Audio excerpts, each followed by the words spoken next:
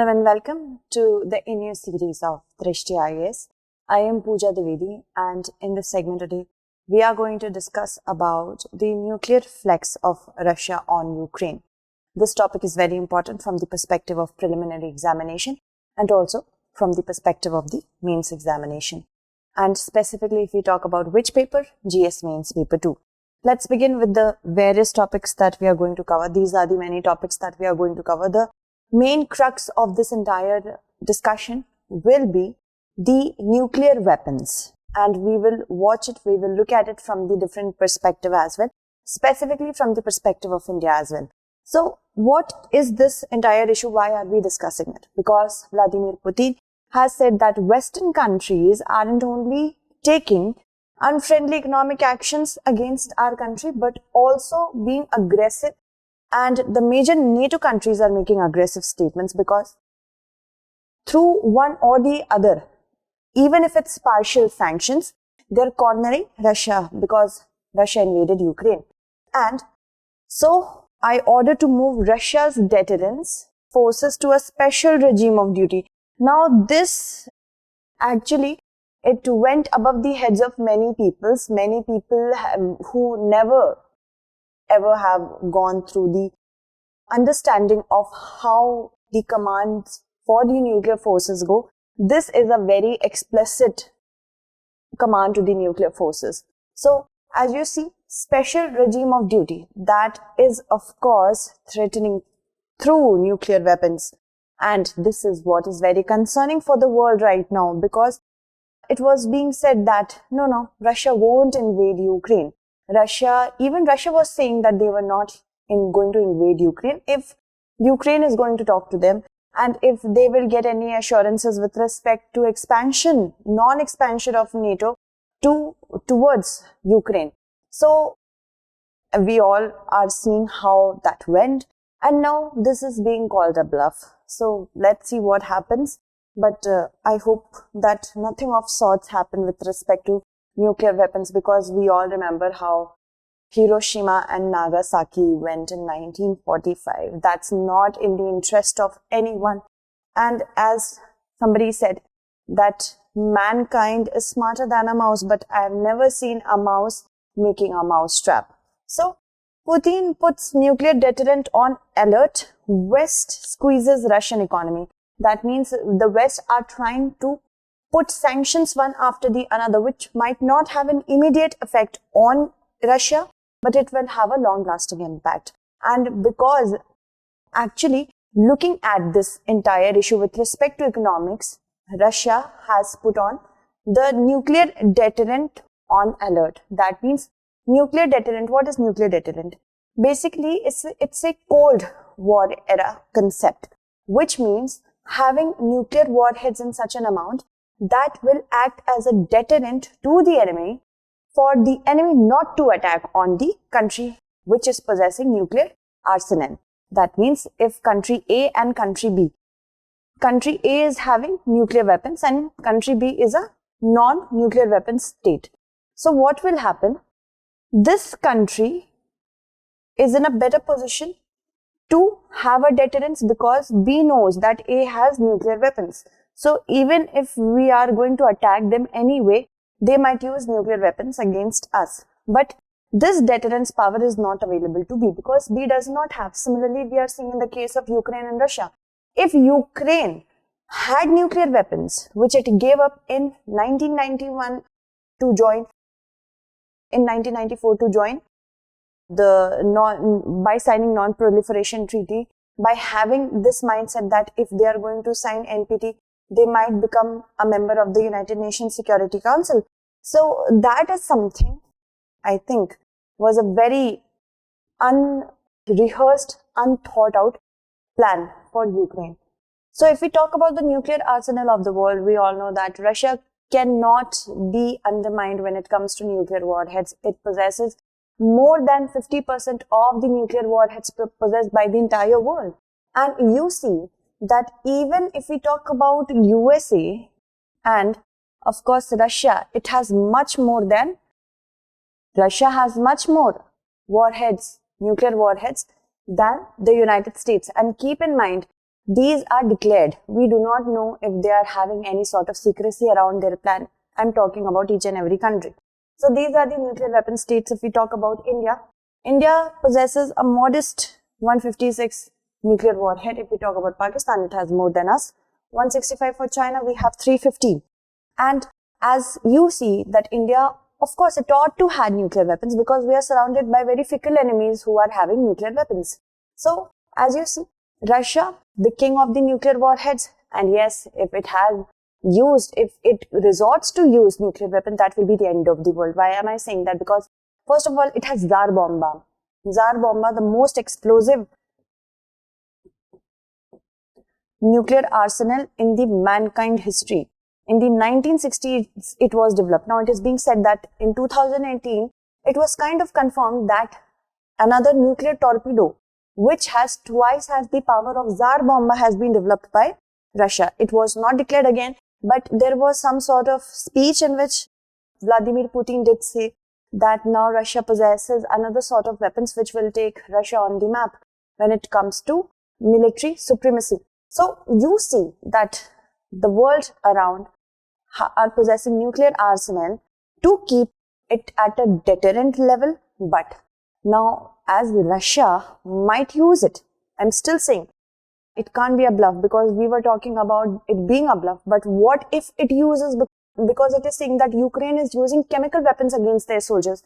So this might be their go on to the nuclear war. And if it does occur, then there is definitely going to be a world war which will wipe out the entire mankind. Reason being that, as we know, Russia has a dead hand. Dead hand is a concept. Dead hand is a Cold War era system, automatic Cold War era nuclear system in which if any country attacks Russia with nuclear weapons, that will be automatically switched on. And we do not know how many weapons are there which are carrying nuclear warheads, and these will attack the entire globe. It could attack India, it could attack Pakistan, it could attack China, US. So we know that that is going to be the end of the world because that is a very big reality in the face we are facing right now. Climate change might not be as much as dangerous like we have developed. The mankind has developed nuclear weapons. So if we talk about nuclear weapons, the United States conducted its first ever test explosion in July 1945. Then it bombed Hiroshima and Nagasaki in the World War II in August 1945. And after that, it wanted to keep the atomic bomb recipe to itself. It did not want the entire world to be supreme when it comes to such weapons. So the recipe could not be kept, of course, quiet, and it leaked out. In 1949, the Soviet Union conducted its first nuclear test explosion. After that, UK, France and China joined the league.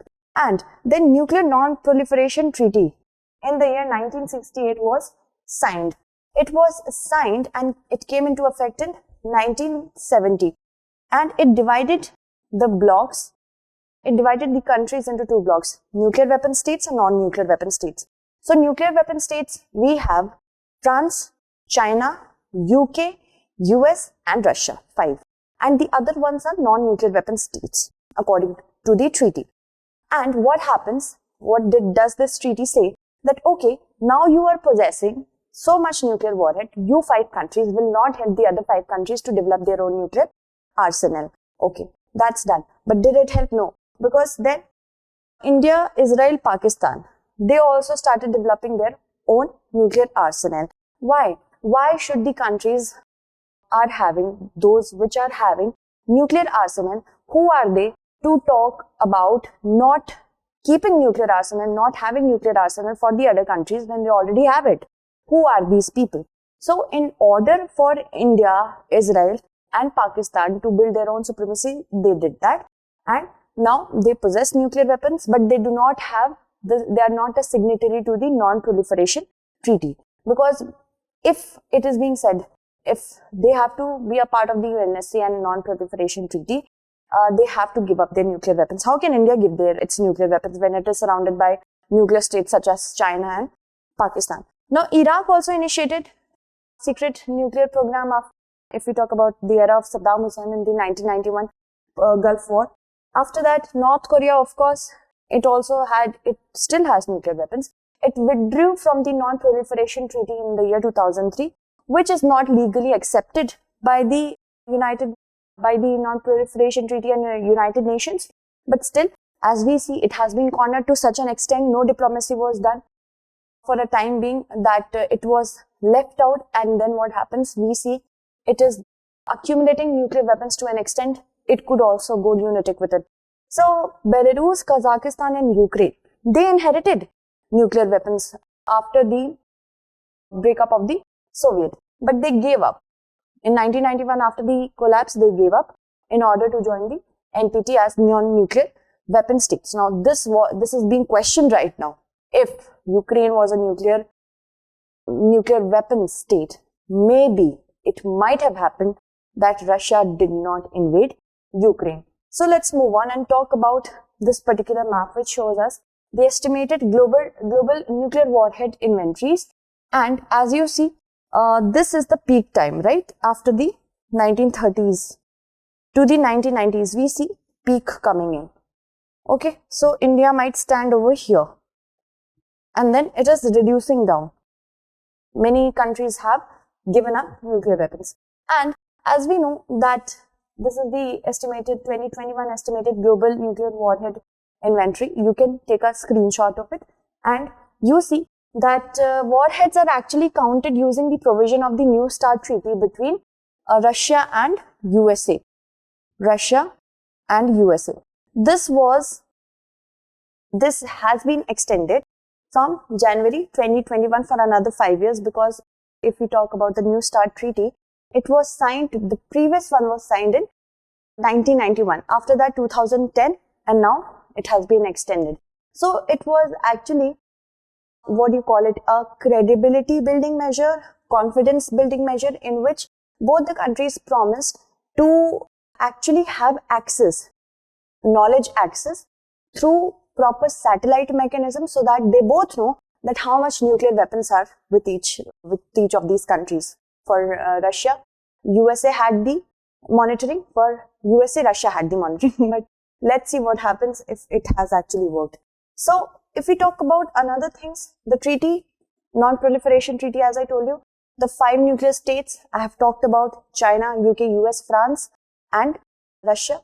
Then under Article 6 of the NPT, they are not supposed to help another countries, non-nuclear weapon countries, to build their nuclear arsenal. And of course, they are not supposed to build and maintain such weapons in perpetuity. That means they have to give up the arms as well, the nuclear arms as well. But nobody has given up as of yet, have they? So in 2000s, the NWS committee themselves, through an unequivocal undertaking to accomplish the total elimination of the nuclear arsenal, which is going to be abandoned. For sure, it is going to be abandoned now, because now, if Russia has made this position so clear that it can use nuclear weapons, the world is not going to give up their nuclear arsenal for the next 50 to 80 years, that's for sure, if the world survives this particular attack, should it happen. Now, if we talk about nuclear doctrine of India, nuclear doctrine of India is very clear. Let's go through it step by step. So, India first tested nuclear explosive device in 1974 under the project, Smiling Buddha. Okay. So, it was done under Smiling Buddha, and it was under the former Prime Minister of India, Indira Gandhi ji. Then after that, if we talk about Pokhran 2, what was conducted between 11th to 13th May. And that made India come on the map as a supreme power. Although India was imposed with many sanctions, the world was entirely against India back then. But India said that we are a responsible country. Our doctrine is very responsible because we have no first use. We will not use the nuclear weapons against any country first, but in retaliation. And there is supposed to be a minimum credible deterrence to be maintained. We should have arsenal. We should have intelligence. We should have a proper missiles. We should have proper ballistic missiles. And every arsenal that we need to develop and of course deliver the warhead. And retaliatory, as I told you. And retaliatory, when I say, the retaliation will be done in such a manner that it will create unacceptable damage. It will create a damage which will not be able to recover easily. And the thing is that India can use nuclear weapons if it is used against any territory of India or the forces of Indian Army or the forces of India anywhere else in the world. Keep that in mind. If the Indian Army is serving supposedly in Libya and it has been attacked by nuclear warhead, then India is very much free to use nuclear weapons against the country which has nuclearly bombed the Indian armed forces outside. Now, if we talk about the India's doctrine, so we have a committee which will consist of elected representative and of course nuclear command authority. India's use for nuclear weapon, it will be authorized by, not by the bureaucracy, but by the political head and the executive head. Now, if we talk about nuclear command authority, it has two parts, the political council and the executive council. So, political council and executive council. In political, we have Prime Minister as the head, and for the executive council, we have the National Security Advisor. Now, the PM will not, of course, PM has the last say, but the PM will, of course, have a meeting with CCS, that is the security committee that we have, then Cabinet Committee on Security. After that, we have to consult National Security Advisor. Then the Prime Minister has to also consult the Chairman of Chief Staff. Defense Committee will also be there. Okay. So, if we talk about these three facets for the PM to go through, that means the PM does not make any sort of decision which is not in the nation's interest. Okay. So, National Security Advisor and the Prime Minister, they handle the nuclear authority in India. Then we have this doctrine to not use the nuclear weapons against any non-nuclear weapon state. That means India cannot use it against Ukraine. India cannot use it against South Africa because South Africa also gave up its nuclear program. Chemical and biological weapons, if they are used against India, India can use nuclear weapons. Now, India has a changing policy. We had this notion of not using the nuclear weapons against any, no first use policy. But because of Pakistan and China, the factor might change now. India is trying to revisit its no first use policy. If there might exist any sort of invasion, any sort of attack with respect to biological or chemical. China has the first use doctrine. There is an asymmetry between the policy because China can use it first, not in retaliation. What about India? India is its neighbor, and because of Russia's invasion, China will also be emboldened to invade Taiwan. And after that, it might happen that now, what to do? US will be under the grip of being true to its words. India's nuclear arsenal, although it's remaining modest, but India should be very careful of enriching its nuclear program now because the world is more volatile than ever. India is the most, I think, as we are the, we are the admirers of peace. So we want to use it first. So challenges with respect to the current scenario in nuclear weapons, the asymmetry of nuclear power. 5 states have all the rights to possess nuclear weapons, the others are not. That's not working for sure. Another thing, Iran, Syria, North Korea, South Africa, these are the classic examples. Iran, we see that how Iran is secretly enriching its program, still is going on with its program. Joint Comprehensive Plan of Action, which is the nuclear deal with Iran from which US pulled out, it is still stating to be a challenge. Then we have Syria. Since 2007, Syria is also secretly enriching its program. North Korea, everything is known about North Korea. South Africa used to do it, but also it gave up its nuclear arsenal.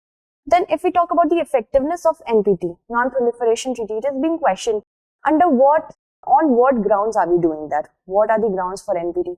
because the asymmetry already exists. And as we see, the resolutions are not moving forward in the UNSC because the perpetrator right now, again, according to the resolution, the perpetrator is Russia. Russia is using its veto power in order to save itself. Now, what is this? The people who are actually sitting as permanent members are themselves being according to the resolution, they are being called invaders, but the resolution is not helping anything because there needs to be a structural change in UNSC, in WHO, in WTO, because the world has changed. The world is not as it was 50 years ago. So also, this is an unprecedented example.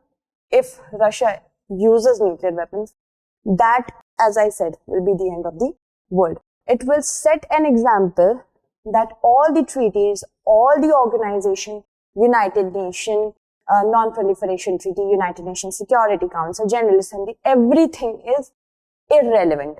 Okay, moving forward, if we talk about the way forward, first of all, we need to not go through always the either or in extremism.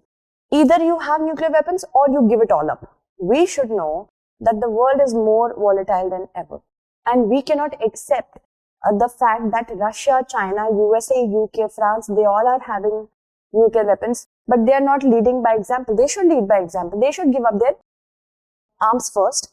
That will, of course, if US or Russia does it, then of course, many countries will follow the lead. Because right now, in order to keep their dominance, nuclear weapons is something that is inevitable for them. There has to be a change in the UNSC. As we see how United Nations Security Council has failed, it has failed time and again to keep the world at peace. When Crimea was annexed by Russia, it was said that Ukraine might need to rethink its plan when it comes to having nuclear arsenal, but it did not work, right? So bit by bit, it might happen. China one day will take away Taiwan and Hong Kong. It has already made itself very clear that it will do so in the future. We should know that diplomacy and quiet diplomacy is the need of the hour. Rhetorics just to make one's ego satisfied, rhetorics at the international level are not going to work. Bargaining power is the main beauty of diplomacy. If any administration does not have bargaining power, it has failed at diplomacy, and we are standing at a position which has witnessed the failure of diplomacy very remarkably. Then we talk about decreasing volatility. We have to decrease the volatility. We should stop resorting to rhetorics. We should stop resorting to making ourselves heroes of the world when we give blatant speeches and not talking to the person and the countries who are actually in need of help and calming down. Let's move on to our means-based question.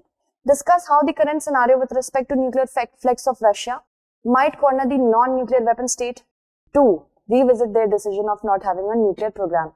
Write it in 250 words, okay? So that's it for today. Tomorrow we shall meet again with another segment. Until then, stay updated and thank you so much for watching.